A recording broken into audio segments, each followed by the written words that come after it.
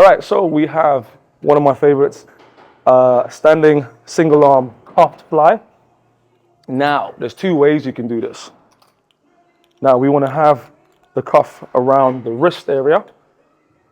We'll have a slight lean. The more of a lean you have, the more of a contraction you get the top range of the movement, in opposed to standing upwards, where that slowly starts to drop off. So we're gonna have a slow, nice little slope. Come up, chest nice and brave, come back down nice and slowly. Think about depressing the shoulders, and think about scratching your elbows or your wrists, your knuckles against the floor as you come up. That will help you keep the shoulders depressed and just add that much more of a contraction to the delts. Now, if you wanted to make this movement a little bit kinder on the shoulder, okay, and if you want to shift a little bit more weight as well, we'll bring the cuff a little bit higher up to the forearm.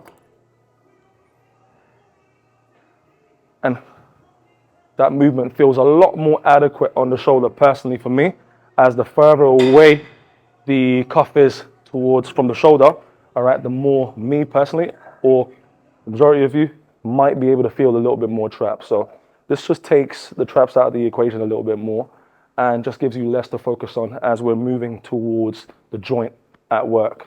Now, common mistakes I see with this movement,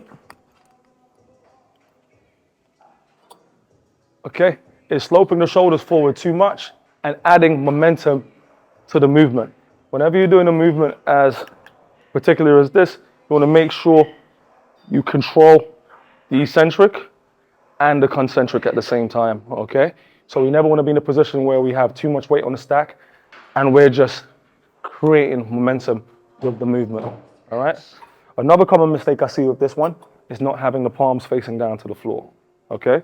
Now, the second I bring that palm upwards to the sky, I'm targeting a different muscle, okay? This pushes the front delt into work a little bit more. So up, palms up, like that, okay? Completely takes the medial head out of the equation, okay?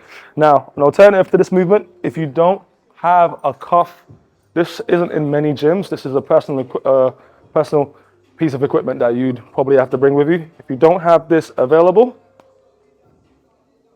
we can just stick to the regular D handles, okay? It's the complete same movement, all right? And opposed to the fact that you can't bring the D handle a little bit higher up towards your elbows, but same movement. You can swap to this one instead.